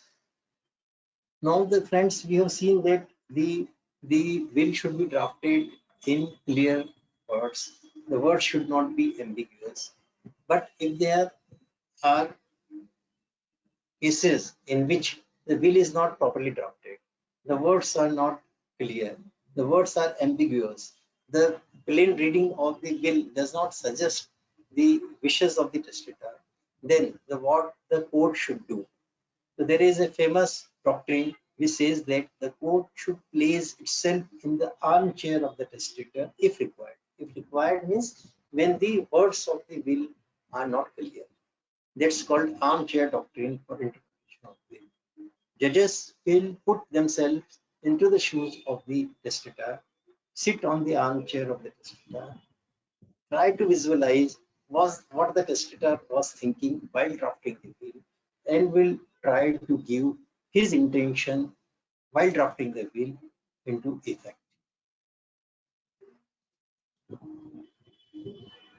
Draft outline of the proper will, friends. As I have discussed, the personal details of the person concerned should be specifically mentioned in the will, his name, father's name, and all other identification. Declaration of the date. As I have said, the undated will is of no value. So there must be specific mention that this deed of will is drafted, is made on such and such date. And there must be a specific statement that will is made out of free will without any coercion or undue influence or without any intoxication. Executor's detail should also be given in the will. List of all the relatives, irrespective of the fact whether anything is given to the relative or not. All relatives must be mentioned. List of all the assets must be given in the will. List of the beneficiaries and what they get. And if there is any joint beneficiaries, then the ratio in which they will get the benefit of the assets. Details of the legal heirs who does not get anything with reasons. As I mentioned, if one does not want to give anything to any of his relatives, then the reasons for not giving should be specifically mentioned. Condition, if any, as I have said, if any charge is created on any asset, or if any asset is having any outstanding liability in the form of, say, for example, EMI, then the condition attached to it. Then the residual clause, as we have discussed, if anything is left in the will or if anything is acquired subsequently, that should form part of the residual clause. And then the last lines, that we hereby attest that this will has been signed by such and such person as his last will at such and such time, at such and such place, in the giant presence of himself and us means the witnesses. The testator is in sound mind and made this will without any coercion. Signature of the person making the will, and then signature of the witnesses with their complete name, father's name, address, and details. So, friends, professional opportunities of making a will and related possibilities of our professional brothers. Drafting a will. Normally, we say go to an advocate and he will draft a will. Why we are sending our clients for drafting of will to an advocate? We ourselves can very well draft a will. I think, friends, after discussing so many things of a will, we can very well draft a bill by ourselves and charge our professional fee for the same. Then obtaining probate from High Court. This is job of an advocate, but we can assist him by providing the documents and proper assistance on behalf of our client, and we can charge our charges for giving the assistance to the advocate. Then if there is any litigation and arbitration, then we can be one of the arbitrators. Number of our friends have done the arbitration course from our institute. We can engage our friend for arbitration. We can be of assistance to him. We can charge our fee as an arbitrator if you've done the course of arbitration, or we can be a person assisting the arbitrator of our chartered accountant friend, and we can charge for fee for the same. Then friends, as we have seen that new files of minors, HUFs can be created by through will, or trust can be created. The drafting charges for creation of the HUF, creation of the trusts, then files of the minors, and then annual filing of the returns of the minors and HUFs and the audit of the trusts. And in this way, lot of professional work can be generated, and then consultation for tax planning that can be done through this will. Then friends, there are certain points. Then some people says that whatever I want to give to my near and dear ones, I want to make a gift of all those things during my lifetime. Such thing has happened in the case of Raymond's family.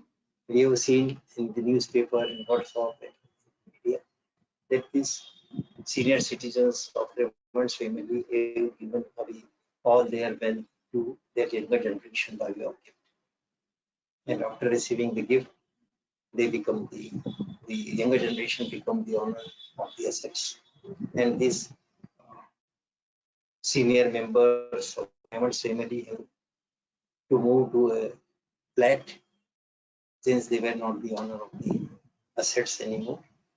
Therefore, friends, during the lifetime, a person can give a reasonable amount of his wealth by way of gift, but in order to secure his old golden days, he should keep the wealth with himself and should give the wealth by way of will, so that he can have a control over the assets during his lifetime and not face the days which the senior citizens of Raymond's family are seeing nowadays. Because in today's materialistic world, anything can happen subsequently. There is a difference between a will and assignment. An assignment can be an absolute assignment, and it can be a conditional assignment. Absolute assignment means if suppose Mr. A purchases a life insurance policy under married woman's property in favor of his wife, pays the premium, then the wife becomes the absolute owner of the policy as per the document of the policy. Even if during the lifetime of the Mr. A, the policy matures, even if the proceeds of the policy will be received by the wife of the Mr. A, because that is an absolute assignment in favor of the wife of A. On the other hand, if Mr. A is having a life insurance policy on his life and he takes a loan from the LIC on that policy itself, then LIC, in order to ensure the repayment of the policy, assigns the policy in favor of the Life Insurance Corporation of India. Then in such a case, it will be conditional assignment. If Mr. A repays the loan of the insurance, then the policy will again come back to Mr. A absolutely in his favor. On the other hand, if for any reason the amount is not paid and Mr. A dies, and for example, the policy is say for 10 lakh of rupees, and on the death, the loan amount is 1 lakh of rupees, then LIC will appropriate 1 lakh of rupees of loan from the maturity payment of 10 lakhs, and 9 lakhs will be paid to the person who is nominated in the LIC policy. So what is the difference between absolute assignment and conditional assignment? And by way of will, different treatment can be given to different assets. Friends, we have discussed in detail what is the difference between nomination and the property which is given by will to the beneficiaries. Friends, there is a concept of joint will and independent will. Joint will means suppose husband and wife, they both together write a single will, then it will be called a joint. But from practical point of view, it is always better and advisable to execute independent will. Suppose Mr. A wants that after his death, whole of his assets should go to his wife, and his wife wants that after his death, whole of his assets should go to his husband. And when both of them are no more in this world, then their assets should go to their sons and daughters and their family members. Then it can be so planned that Mr. A makes a will that if I am no more, then all my assets will go to my wife.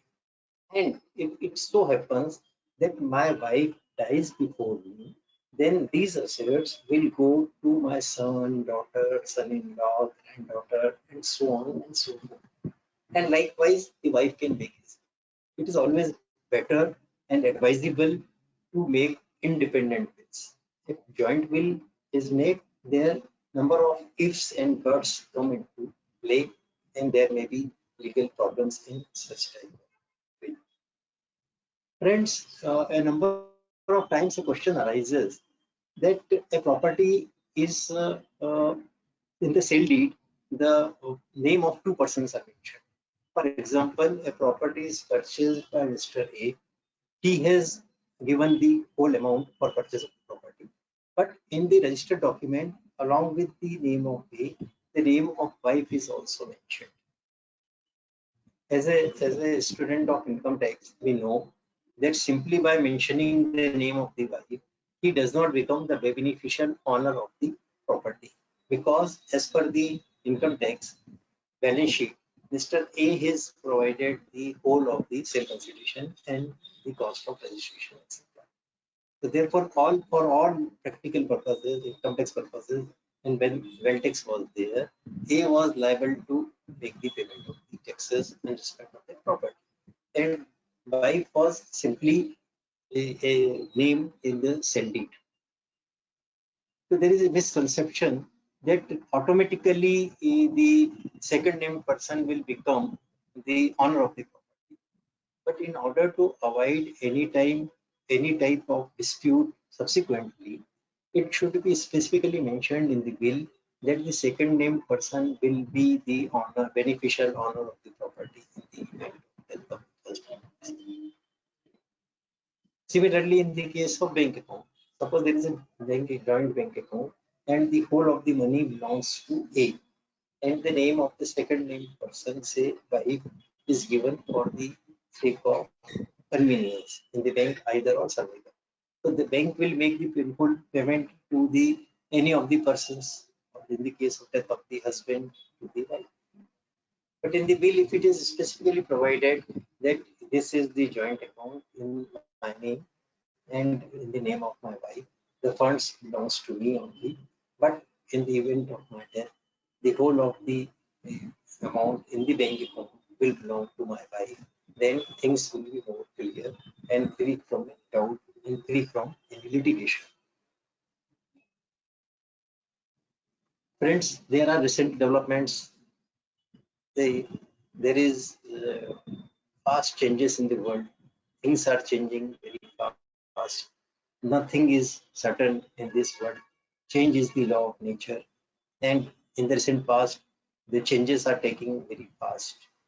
We have seen the digital assets. Bitcoin is considered as an asset.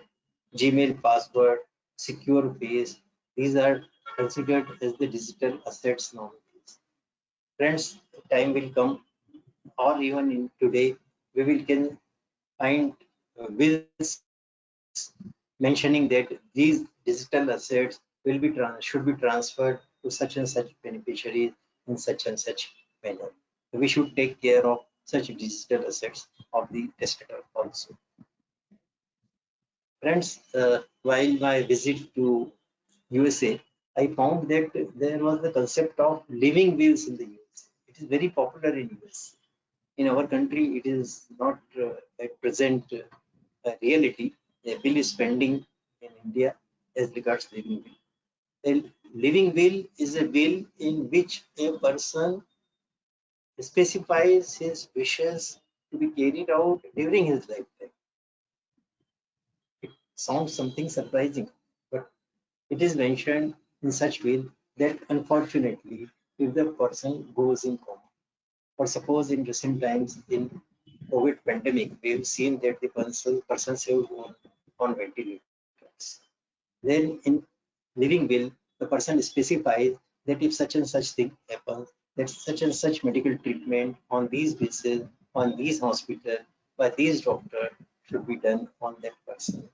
And what should be done after his assets, how his assets should be utilized for the treatment. All these things are mentioned in the living will by such person. And in foreign countries, in the USA, in Australia, the cost of events which happens after the death of the person is also very high. And there is single family system, and therefore all those things are also mentioned in the will, how things should be carried out in such an unpleasant event. Friends, this brings me to the famous will of Nana A Palkiwala, inspiring will of Sri Nana A Palkiwala. When I die, give my sight to the man who has never seen a sunrise. Give my heart to one who has known the agony of the heart. Give my blood to a youth pulled from the wreckage of a car so that he might live to see his grandson play. Let my kidneys drain the poison from anybody's body. Let my bones be used to make a crippled child walk. Burn what is left of me and scattered the ashes to the wind to let the flowers grow. If you must bury something, let it be my faults and my prejudices against my fellow. Give my sins to the devil. Give my soul to the God.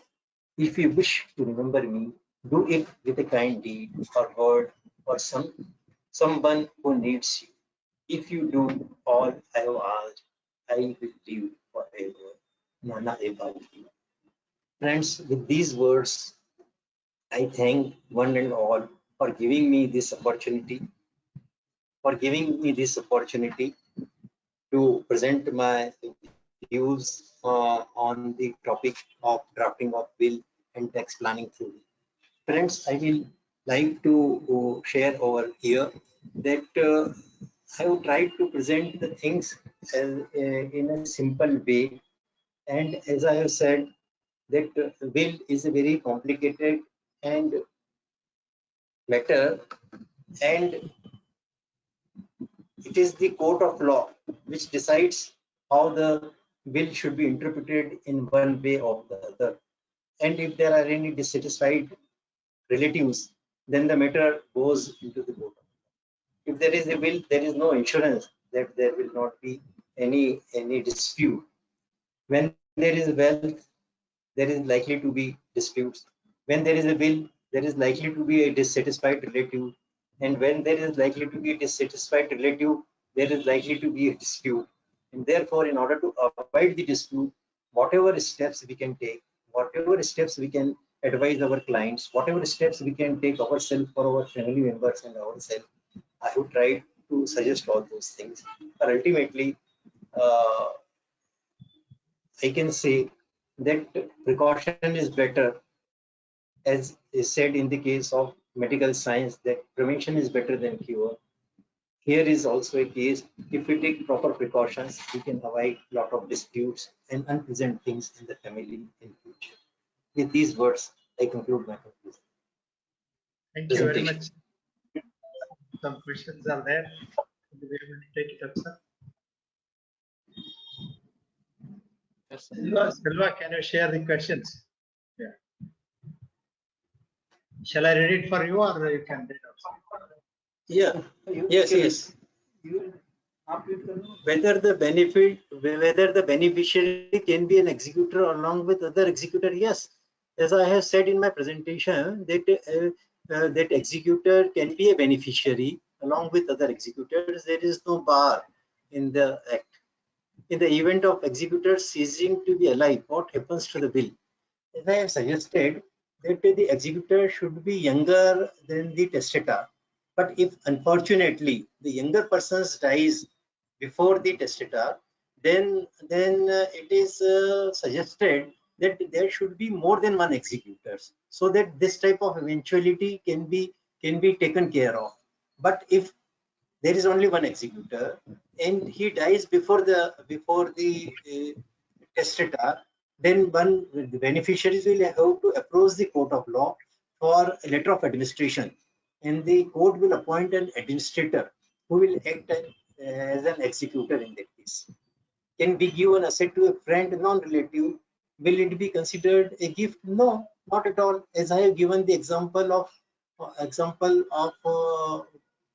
Loda. Loda was a chartered accountant. He was not related to Birla family. The whole of the assets of that person was given to CA Loda. So even I have given the example in the case of Singapore, the will was given in favor of assets was given by way of will in favor of a nurse to the exclusion of relatives.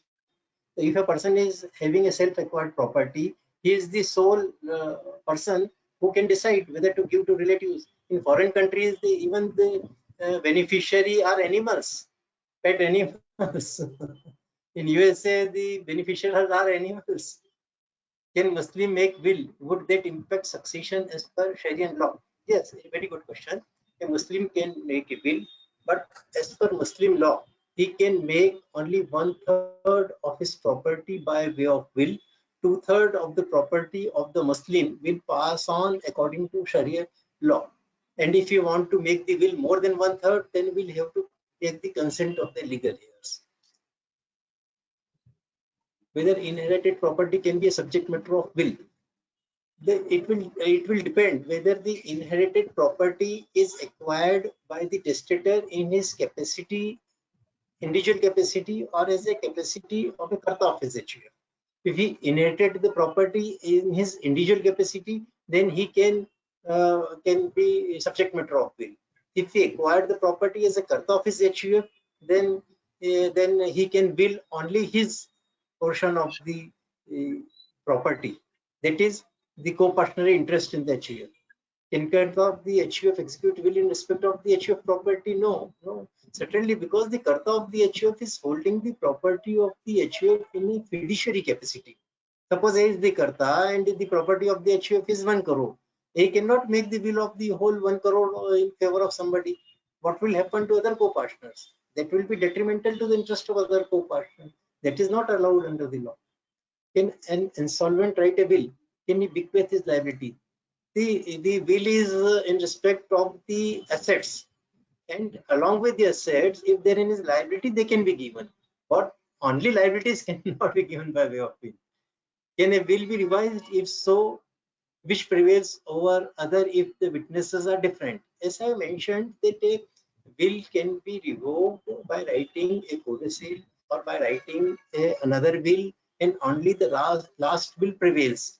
And the witness in the codicil can be different person, and in the subsequent will the witnesses can be different. Only the last will prevails. Sir, can a testator pass on the ancestral property by a will? Covered, sir. As I said, already covered. I have already, yeah. How many times a testator can revise or modify will? Every day, every fine morning, he can write a new will. There is no bar. When a will is executed to non-relative and not a legal heir, what are the legal rights of the legal heirs in this situation?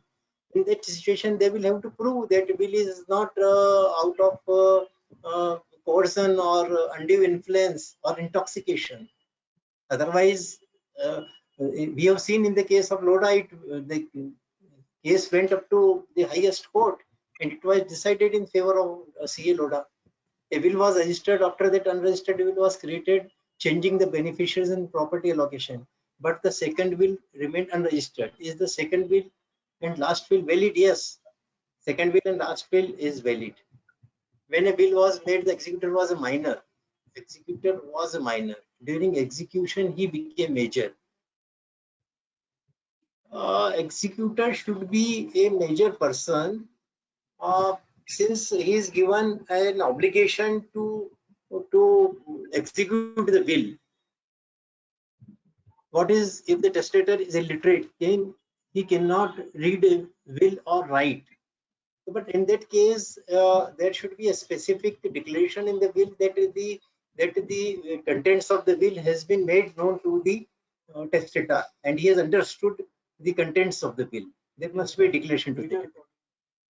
Can a resident of AP register a will in Karnataka? No, the appropriate registrar should be the person who should register the will. In case of FD and other financial institutions, it is compulsory to mention account number, etc. This is for the sake of convenience. If the financial instrument and FDs, the account number is not mentioned, and if there are more than one FDs, then it will create a confusion. It is better to be give the complete information to avoid any type of confusion. Can you mention all my mobile numbers? There is mandatory to mention everything. If say one person makes that all my mobile and immobile property should go to my wife after my death, then there is no need to mention the assets in detail. But in that case, if after the writing of the will some new assets come into picture, then what about those assets? Those assets will be then according to the succession law and not as per will. And if one wants to avoid the details, one can avoid. But at the time of writing the will, whatever assets are there at that time, they will pass on according to will, and not the subsequent assets which are acquired subsequently. In the business of a property. Govind sir, I have a query regarding this all movable and immobile properties. Now, suppose those fixed deposits or others have a nominee mentioned in the, given to the bank. In that case, what will happen to the all and movable and immobile properties going to the wife? But suppose the testator makes his mother or child or someone as a nominee. Then in that case, what will happen to that particular asset? That asset happens to be the FDR or LIC policy or NSC, then I have given 3 Supreme Court judgments that the nominee takes the proceeds as a trustee, and ultimately the assets will go to the beneficiary as mentioned in the will. And in the case you have suggested, it will go to the wife of the testator and not to the mother or son. Okay, in the business of proprietary transferred to any person as a going concern. What happens if the beneficiary is not interested in the business except for the wishes of the testator? Business can be transferred by will to a person, but if the person is not interested in running the business, then he will have to disown that he is not interested, and in that case the property will pass on as per the Succession Act. Earlier will registered, later was notarized. Which one prevails? The latter one will prevail. Can the will include precondition responsibility is satisfied or not? It enjoy the benefit. That is a conditional will, and that is possible. You can say that if these conditions are fulfilled, then only the benefits of the will pass on to such and such person. That is called conditional will. Or Selva, questions are over? Those were the questions compiled, sir. All are completed, sir. Thank you very much, sir. Your passion for the subject and your lucidity explains your experience and your erudition, the knowledge of, that you have in this field, and it is definitely so clear to everyone. And most of the 500 plus members were there till your presentation was completed.